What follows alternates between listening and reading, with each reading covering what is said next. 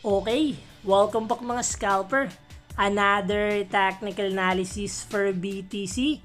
And wag na nga nating patagalin pa. Daily time frame is nag-close ng another green candle and above average yung volume. Kung makikita natin sa big picture, BTC is approaching major key level which is resistance area natin.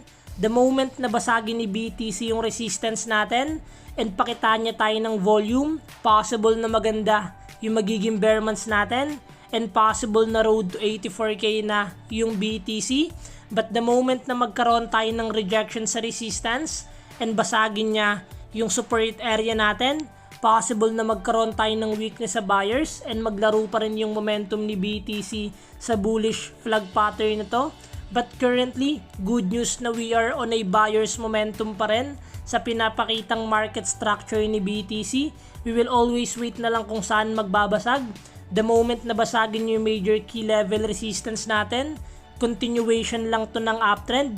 Since approaching tayo ng major key level, expect volatility dahil marami tayong liquidity sa area na to. We will always wait na lang kung sino ba yung mananalo to continue yung buyer's momentum or the moment na magkaroon ng rejection and breaking the support, magkaroon tayo ng weakness sa buyer's momentum.